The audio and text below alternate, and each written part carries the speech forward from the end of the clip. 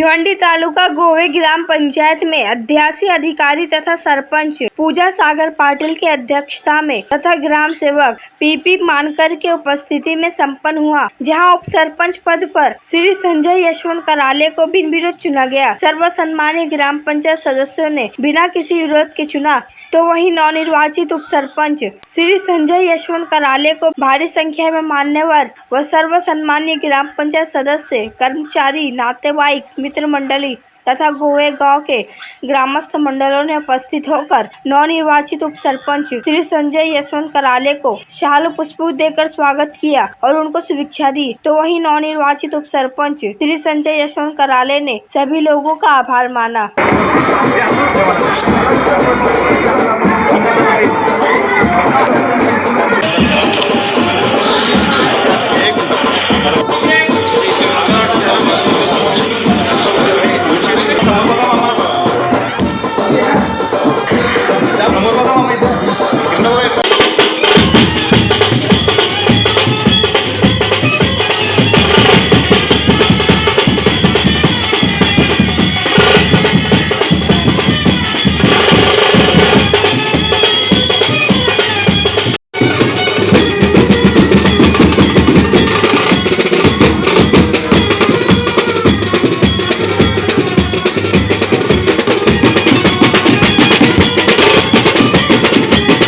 संजयचं खूप खूप अभिनंदन। आणि आज त्यांनी हा दिवस निवडला, हा फार चांगला गेला। कारण असं म्हटलं जातं का देव रुसला तरी चालतो, कारण देवाला मनवण्याकरता कसं जावं हा गुरु सांगतो, पण तो गुरु रुसला तर त्याला सांगणारा कोणी नसतो। हा दिवस निवडला फार चांगला गेला। पहिली गोष्ट, गोवा आणि कोणगावचं ऋणानुबंध पूर्वीपासून आहेच। गोवेवाल्यांना मी अतिशय खूप खूप धन्यवाद देतो, तर त्यांनी संजयला आपलासा केला, आपला मानला। आणि संजयही तसाच आहे, ज्याला जीवाला जीव देणारा माणूस आहे, तोही कधी दुरावणार नाही। तुम्ही जे प्रेम दिलं तोही प्रेम देणार। फक्त मी आपल्या सर्वांना एक विनंती करेन का प्रगतीचा विषय असेल, विकासाची गोष्ट असेल, त्यावेळेला सर्व सदस्य एकत्र पाहिजे। तुम्ही कुठल्याही पक्षाचे असा, काही हरकत नाही, परंतु ज्या वेळेला गावाची प्रगती करायची असेल तर सर्व एकत्र पाहिजे। अर्धे या बाजूला, अर्धे त्या बाजूला, असं करून प्रगती होत नसते। विकासाचा मार्ग समृद्धीच्या पंढरीला नेण्याचा असेल तर त्याकरता सगळ्यांची एकत्र त्या मार्गीमध्ये असला पाहिजे, त्या वारीमध्ये सगळे असले पाहिजे त्याकरता। आणि एक गोष्ट लक्षात ठेवा, राजकारण हे किती मोठं असलं तरी आमचे नेते कपिल पाटील हे नेहमीच सांगतात का राजकारण किती मोठं असलं तर लोक कल्याणापेक्षा आणि जनहितापेक्षा कधीही मोठं नसतं। ते राजकारण किती मोठं असू द्या, जनहित आणि लोक कल्याणच अगोदर आहे। त्याकरता या उपसरपंचपदी निवड झाल्याबद्दल मी त्यांच्या मनापूर्वक अभिनंदन तर करतोच, पण त्याचबरोबर आमच्या नेत्यांचा एक संदेश असतो नेहमी, सगळ्या गावाला मुद्दाम सांगेन मी, त्या गाव लेवलवर तुमचं कुठलंही प्रकरण असेल, कितीही मोठं असेल, ते तुमच्या गाव लेवलवर मिटवा, किती मोठं देऊ, कुठलंही इलेक्शन असेल, कुठलाही त्यांचा वाद न करता तो मिटवा।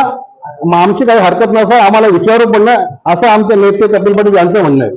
कारण गावामध्ये तेढ निर्माण करून किंवा वाद निर्माण करून गावाची प्रगती होत नसते, हा पहिल्यापासून त्यांचा संदेश आहे। किंवा मी आज त्यांच्या वतीने संजयला खूप खूप शुभेच्छा देतो आणि माझ्या सर्व परिवाराच्या वतीने शुभेच्छा देतो। गोवे ग्रामपंचायतीमध्ये उपसरपंचपदी निवड झालेले आमचे संजय कराले, खरोखर मी त्यांचं मनापासून अभिनंदन करतो। आणि गोवे गावातील सर्व ग्रामस्थ आणि सर्व सदस्य यांचाही मनापासून आभार मानतो की बिनविरोध त्यांची निवड झालेली आहे। आणि कोण आणि गोवे हे आता वेगळे गावं नसून एक जुळे भाऊ आहे असंच आपण म्हणावं लागेल। मी पुन्हा संजय कराले यांचं अभिनंदन करतोय आणि या गोवे गावाच्या विकासामध्ये त्यांचा नक्कीच या आधी सहभाग होता आणि आता एक अधिकार त्यांना प्राप्त झालेला आहे आणि त्याप्रमाणे ते गोवे गावचा सुद्धा विकास करतील अशी मला अपेक्षा आहे। पुन्हा मी माझ्या आरपीआयच्या वतीने त्यांचं मनापासून अभिनंदन करतो। धन्यवाद। एक मिनिट। माननीय श्री कपिल पाटील साहेब यांच्या आशीर्वादाने आणि माननीय श्री वरुणदादा पाटील यांच्या सहकार्याने आज आमचे लाडके संजयदादा कराळे हे गोवा ग्रामपंचायतीचे उपसरपंच म्हणून बिनविरोध निवडून आले. आमच्या कोणगाव ग्रामपंचायतच्या वतीने, आमच्या सरपंचाच्या वतीने, आमच्या सगळ्या सहकार्यांच्या वतीने मी त्यांचे खूप खूप अभिनंदन करते. आणि असाच त्यांचा गोव्याच्या ग्रामपंचायतीमध्ये प्रत्येक कामात सिंहाचा वाटा असावा अशी मी आशा करते.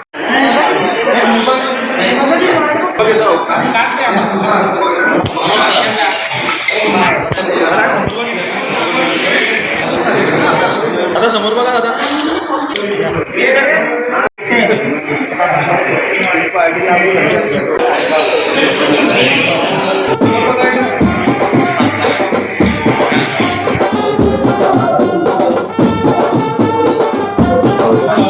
गुरुपौर्णिमेच्या सर्वांना हार्दिक शुभेच्छा. आज गुरुपौर्णिमा आणि खऱ्या अर्थाने गोवे सरकार योग म्हणजे गुरुपौर्णिमेच्या दिवशी गोवे ग्रामपंचायतीच्या उपसरपंचपदी हॉटेलचे प्रोपरायटर मालक अर्थात एक चांगलं व्यक्तिमत्व त्यांची आज संजयजी यशवंत कराळे साहेबांची आज गोवे ग्रामपंचायतीच्या उपसरपंचपदी निवड झालेली आहे.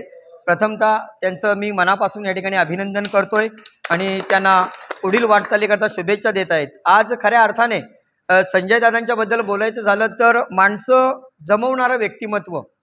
आज आम्ही नेहमी म्हणत असतो स्टेजवर असताना का तुमच्या गळ्यातील सोन्याच्या चैनी, तुमच्या हातातील ब्रेसलेट, तुमच्या हातातील बोटातील सोन्याच्या अंगठ्या ही तुमची संपत्ती नव्हे, तर खऱ्या अर्थाने तुमच्या घराच्या पायरीजवळ चपलांचा किती ढीग पडतोय ही खऱ्या अर्थाने तुमची संपत्ती. आणि ती संपत्ती जमवण्याचं काम या ठिकाणी संजयजी कराळे संजयदादांनी केलेलं आहे आणि खऱ्या अर्थाने आज त्यांना पोचपावती मिळालेली आहे. संजयदादांनी सांगितलं की मी जुना जाणता शिवसैनिक. खऱ्या अर्थाने साबीरबाई शेख यांच्या संजयदादांच्या घरी नेहमी येणं जाणं असायचं आणि त्यांच्या तालमीत वाढलेलं हे व्यक्तिमत्व. खऱ्या अर्थाने आज विचार केला तर भिवंडीचे लोकप्रिय खासदार सन्माननीय सुरेशजी गोपीनाथ म्हात्रे साहेब त्यांनी ह्या अगोदर याच जिल्हा परिषद गटामधून ते जिल्हा परिषद गटामध्ये निवडून आले. आणि खऱ्या अर्थाने संजयदादांचं हे असं एक व्यक्तिमत्व आहे की माणसं जोडणारं, माणसं प्रत्येकाला जोडता येत नसतात आणि त्याच्यातलेच म्हणजे संजयदादा. पुढे जाऊन असं म्हणेन की दिव्याने दिवा लावत गेला की दिव्याची एक दीपमाळ तयार होते, फुलाला फूल जोडलं गेलं की फुलांचं एक फुलार तयार होतं आणि माणसाला माणूस जोडलं गेलं की माणसाचं एक माणुसकीचं नातं तयार होतं. असं माणुसकीचं नातं तयार करण्याचं जी त्यांच्यामध्ये अर्थात खऱ्या अर्थाने कराळे परिवार असेल आणि संजयदादा असतील, आमचे संतोषदादा असतील. संजयदादांच्याबद्दल आणखीन पुढे जाऊन असं म्हणेन की एक उत्कृष्ट ते कबड्डीपटू. आज त्यांच्या घरामध्ये जर वारसा चालवण्याचं काम केलं असेल तर त्यांचे वडील असतील यशवंत कराळे आमचे मावच्या, त्यांच्यात त्यांचे काहीतरी गुण संजयदादांनी घेतले आणि त्याच पावलावर पाऊल ठेवून त्यांचे दोन्ही सुपुत्र संजयदादा असतील आमचे संतोषदादा असतील खऱ्या अर्थाने उत्कृष्ट कबड्डीपटू बनले. आणि आज आपण जर 2-4 महिन्यापूर्वी जर बघितलं असेल तर या कोण गावामध्ये एक मोठी स्पर्धासुद्धा त्यांनी आयोजित केली होती. आज त्यांच्याच पावलावर पाऊल ठेवून पुढे जाऊन असं म्हणेन की त्यांचा भाचा जो आहे तो भिवंडी तालुक्यामधील, मी नेहमी उल्लेख करत असतो त्याचा, की प्रेम राजन पाटील हा जिम्नॅस्टिकमध्ये अतिशय चांगली कामगिरी करून आज त्यांनी भारतीय संघाचं नेतृत्व केलं होतं आणि अगदी कमी वयामध्ये नेतृत्व करणारा पहिला खेळाडू ठरला असेल तो म्हणजे प्रेम राजन पाटील. म्हणजे संजयदादांचे वडील असतील, संजयदादा असतील, संतोषदादा असतील आणि त्यांचा भाचा असेल, म्हणजे ही पावलावर पाऊल ठेवून जाणारी ही मंडळी आपण पाहतोय. आज खऱ्या अर्थाने कराळे परिवाराचा आनंद द्विगुणित झालेला आहे. आज उपसरपंचपदी संजयदादा यांची निवड झाली आणि खऱ्या अर्थाने त्यांना शुभेच्छा देण्याकरता हा भिवंडी तालुक्याच्या कानाकोपऱ्यातून जमलेला जनसमुदाय, त्यांच्यावर प्रेम करणारे त्यांचा मित्रपरिवार असेल, त्यांच्या आप्तेष्ट नातेवाईक, सगळे सोयरे, हितचिंतक आज या ठिकाणी येऊन त्यांना शुभेच्छा देत आहेत.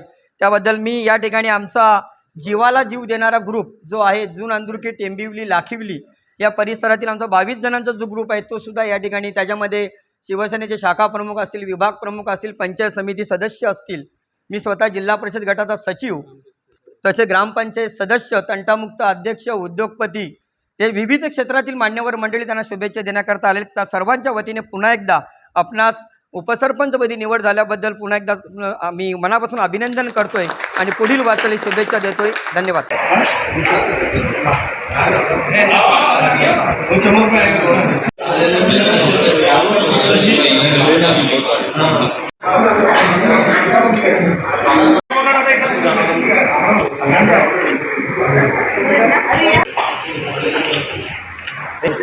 बघ समोर बघ भाऊ, समोर बघा इथं सगळे काही समोर बघा इथं दादा.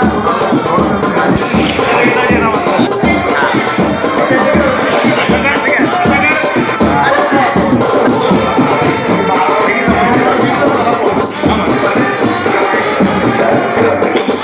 समोर इथं दादा.